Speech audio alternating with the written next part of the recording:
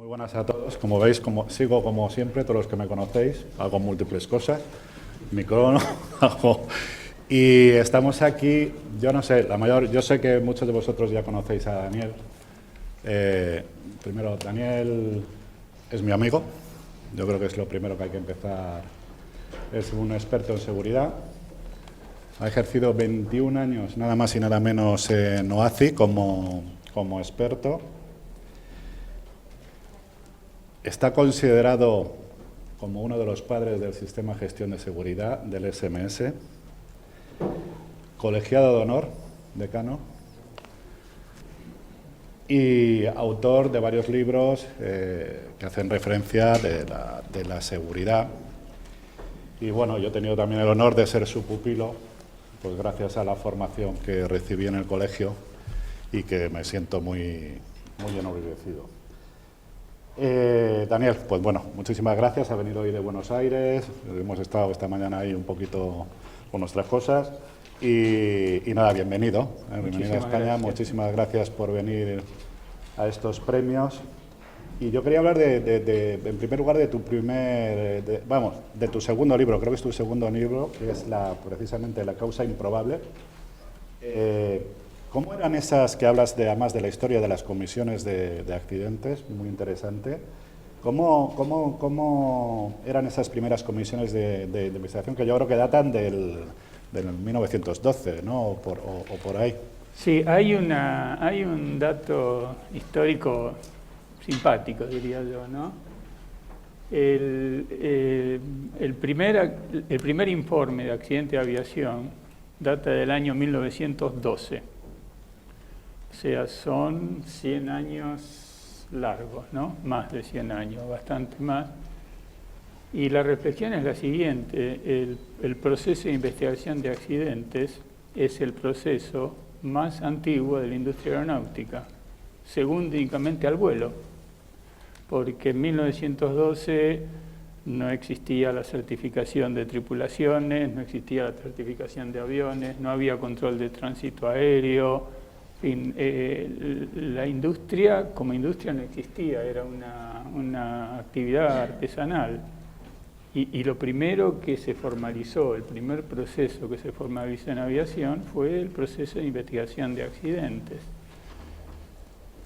Y yo no tengo duda que el proceso de investigación de accidentes es lo que ha permitido el subir cada escalón significativo en el progreso de la seguridad. Los grandes cambios que hemos vivido en la industria, sean por motivos de mejora de la tecnología en los años 50, sea cuando empezamos a concentrarnos en el desempeño humano en los años 70, sea cuando empezamos a pensar en los aspectos institucionales en los años 90, siempre el puntapié inicial lo dio una investigación de accidentes.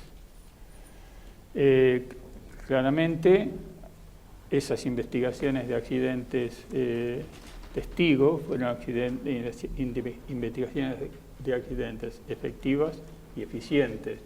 Y luego podemos hablar cuáles son las características de un proceso eficiente. Pero el dato histórico es innegable, en cuanto a la antigüedad y la contribución. En una palabra, ¿qué es lo que nos brinda, qué es lo que trae la investigación de accidentes? La investigación de accidentes transforma la tragedia en enseñanza. Pues nada, hay que corregir el error y cogemos mitigación, que se llama. Bueno, lo que estaba comentándote, Daniel, es una de las cosas que siempre nos preocupa tanto a los profesionales y creo que también a la propia sociedad, sobre todo cuando sufre un accidente, es la independencia, ¿no? O sea, yo creo que una comisión de investigación de accidentes, por definición, ¿no? Por definición, debía ser una comisión totalmente independiente, precisamente para que dé credibilidad, ¿no? Y confianza en el sistema que tenemos, ¿no? Sí. El proceso de investigación de accidentes es un continuo que se inicia con la investigación misma, la colección de información en lugar de los hechos, el análisis de esa información, la formulación de conclusiones y finalmente la propuesta de recomendaciones de seguridad. Ninguno de esos 4 pasos puede ser efectivo ni eficiente a no ser que el organismo que lo lleva adelante sea independiente. Y esto es algo que es algo reciente. Vos antes me preguntabas de la historia. Históricamente todos los organismos de investigación de accidentes nacieron al amparo de la Autoridad de Aviación Civil. Y la separación es producto allá de los años 70, por ahí en algún lugar antes, otro lugar atrás. El asunto es el siguiente. El formato del informe final es un formato estándar que está prescripto en el anexo 13, que es el que tiene todas las pautas internacionales para la investigación de accidentes. Es un formato prescriptivo, donde dice paso a paso la información que hay que coleccionar y qué hacer con esa información. Esto lo que asegura es que un accidente que se investiga en España, el informe final tiene el mismo formato que un accidente que se investiga en Argentina o en Pakistán o en cualquier lugar del mundo.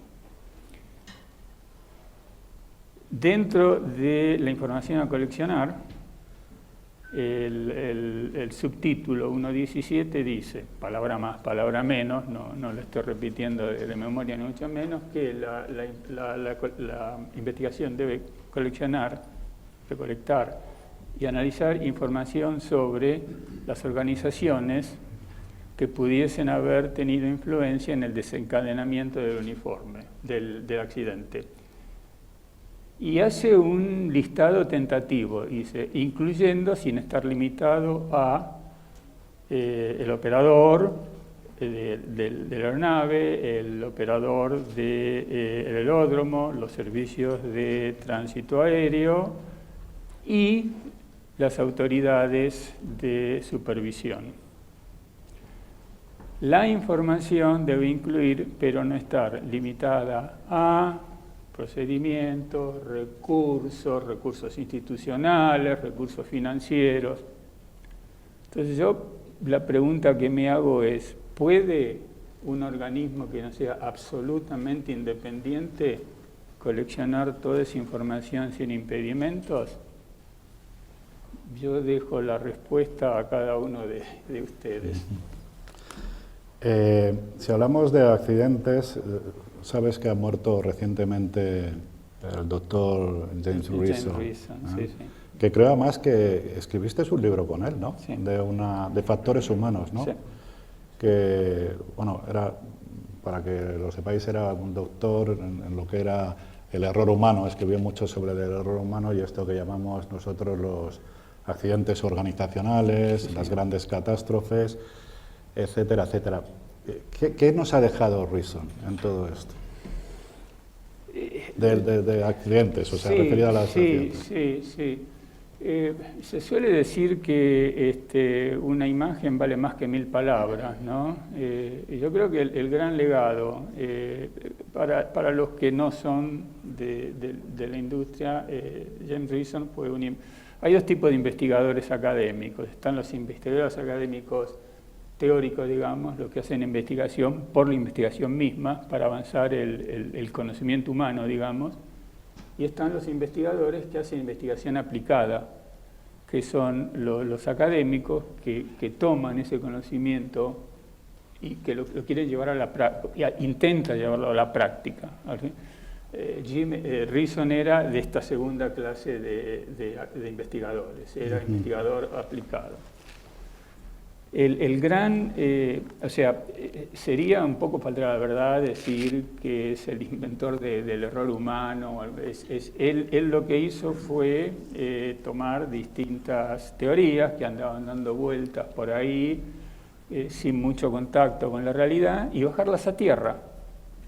Y las bajó a tierra a través de un modelo que es muy, muy potente visualmente, y que muestra toda una trayectoria de cómo sucesivas fallas en distintas capas del sistema pueden llevar al desencadenamiento de un accidente. Pero no solamente fallas operativas, porque la noción de la cadena de accidentes es en aviación más vieja que la humedad. Pero era la cadena causal operativa del despacho, el despegue. Este es la cadena causal institucional social. Entonces, lo que permitió este modelo, que es el gran legado de Jim Reason a la seguridad, dio un modelo principista para poder analizar desde el nivel institucional, el nivel del lugar del trabajo, el nivel, digamos, humano, el nivel de defensas del sistema y cómo la conjunción de problemas en cada una de esas capas, en un día determinado, en un lugar determinado, converge y desencadena el accidente. Lo que es importante señalar aquí es que de ninguna manera la noción del accidente organizacional, yo prefiero llamarlo institucional, creo que en nuestro idioma institucional es más apropiado. Organizacional es traducción directa del inglés, organizational. Creo que para la riqueza del idioma español, institucional es más apropiado. Pero bueno, esa es una opinión personal. De ninguna manera la noción del accidente institucional quita, niega la responsabilidad del personal operativo como defensa final del sistema aeronáutico. Lo que dice es, no nos quedemos solamente en la falla del arquero, al que le hicieron un gol, para decir que por eso se perdió el partido. Miremos al arquero, a la defensa, al mediocampo y a la delantera.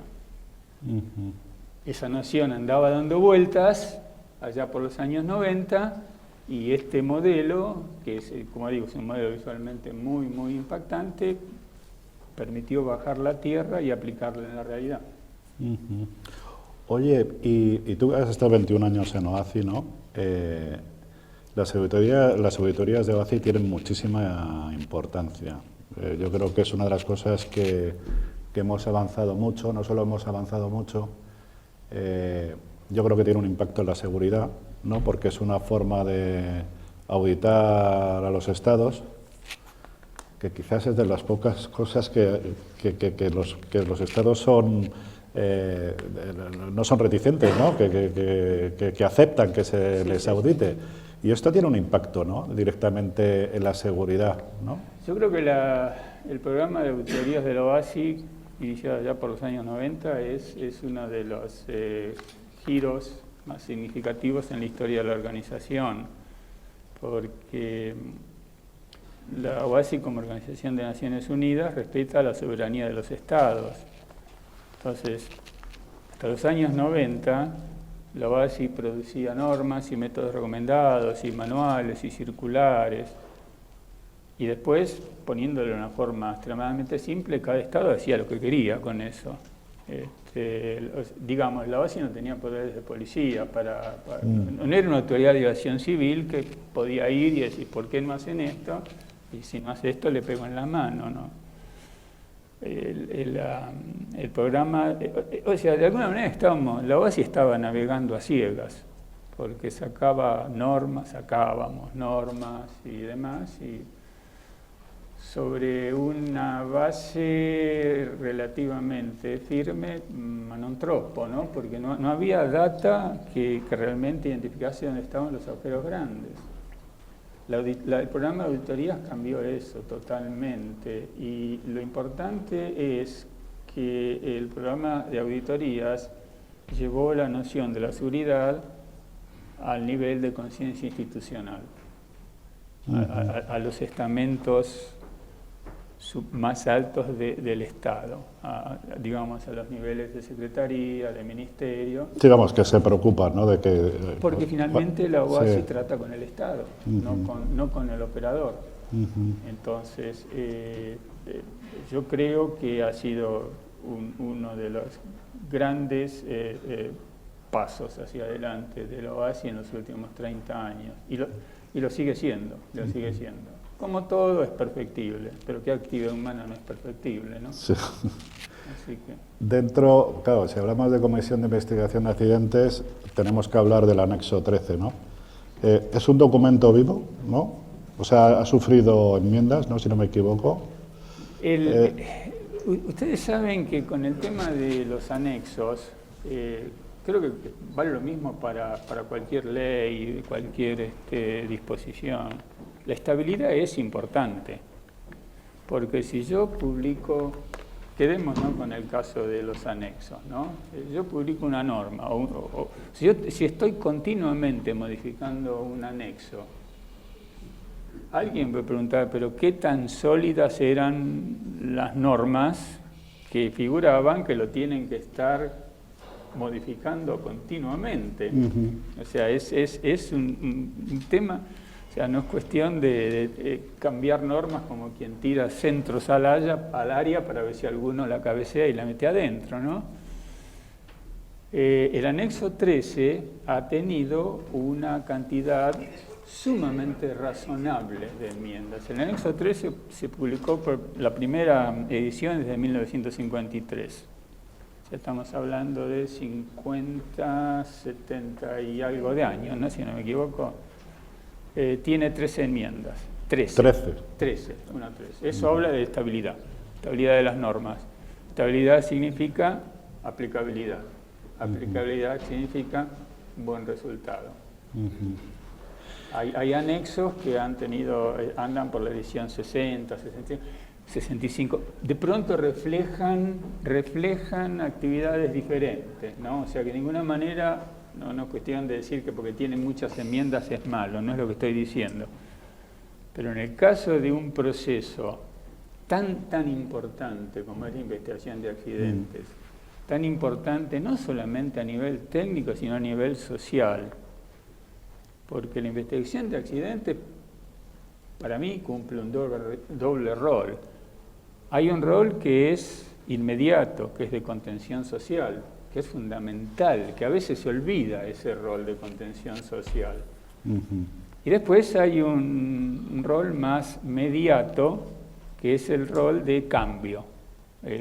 Una vez contenido social el accidente, por decirlo entre comillas, contenido el accidente socialmente, viene el proceso de cambio, ¿no es así? Que el accidente debe generar. Y bueno, yo creo que estabilidad en ese proceso es de suma importancia. Si lo estamos cambiando todos los días, mala fariña. Estaba pensando, lo cual tiene cierto peligro. Sí. Es que has dicho una cosa de contención social, ¿no? O sea, te refieres un poco de cómo tratamos la información, ¿no? Hay una cosa que me sorprende bastante, que todavía en Europa no lo veo, en España tampoco, que es el tema de la comunicación, ¿no? O sea, no sé, bueno, el último accidente que hemos tenido lamentablemente en Washington, en menos de 24 horas, la Agencia de Seguridad Americana estaba dando una rueda de prensa a la Comisión de Investigación de Accidentes, que yo creo que es fundamental, porque claro, si hablamos de bulos, de todas estas cosas y todo el tema lo mejor es que, siempre he dicho, ¿no? El que tiene la autoridad, que es el investigador, tenía que ser el que saliera. Primero, sobre todo, ya para que no haya tantos bulos. Segundo, porque las familias necesitan autoridad. Y la autoridad la da alguien que sabe, alguien que tiene conocimiento, o un investigador. Pero yo que he estado en varios foros, y hemos coincidido alguno que he organizado con Pilar, yo lo que veo, yo no sé si solo es en Europa o es aquí, un investigador de campo tiene una formación técnica, ¿estamos de acuerdo? Totalmente. ¿Y no debía tener una formación en comunicar? Yo sé que aquí no, o sea, lo sé porque tengo amigos ahí, muy buenos profesionales y tal, pero no reciben ninguna comunicación. A mí me gustaría ver cuando hubiera un accidente que saliera un tío que para nosotros tiene autoridad, no sé si me explico, una persona con conocimiento, un técnico, y dijera esto, esto y esto, lo cual se consiguen muchos objetivos, creo yo, vamos. Yo creo que, y quiero insistir en un aspecto, ¿no? Yo creo que si se hiciese un seleccionado mundial de la seguridad, el proceso de investigación de accidentes es titular inamovible. De eso yo no tengo ninguna duda. Pero la titularidad hay que ganársela todos los días. Nadie tiene el puesto asegurado, salvo Messi, ¿no? Y yo creo que en este siglo XXI el proceso de investigación de accidentes se enfrenta a una serie de desafíos. Algunos son de naturaleza técnica, otros son de naturaleza institucional. Y yo creo que entre los de naturaleza técnica, creo que es imperativo que la comunidad revea las competencias del investigador de accidentes, porque básicamente seguimos manejándonos con las mismas competencias de la época técnica, digamos, de cuando los accidentes eran porque a los aviones les explotaban los motores o se les volaban las alas, en la época de la tecnología muy frágil. Quienes investigaban esos accidentes básicamente eran ingenieros, y lógicamente tenían que ser ingenieros. Pero la época de los accidentes técnicos pasó. Ahora estamos analizando accidentes fundamentalmente sociotécnicos, accidentes que se producen por una conjunción de factores humanos e institucionales. Y yo no sé si una formación, competencias de ingeniería son suficientes, lo suficiente, fundamentalmente para el análisis, porque acá hay una ecuación que es inevitable. Si el análisis es falluto, las conclusiones van a ser flacas, y si las conclusiones son flacas, las recomendaciones de seguridad operacional van a ser inefectivas. Muy bien, pues como siempre, navegación en hora. Muchísimas gracias, Daniel, y un placer. El gusto ha sido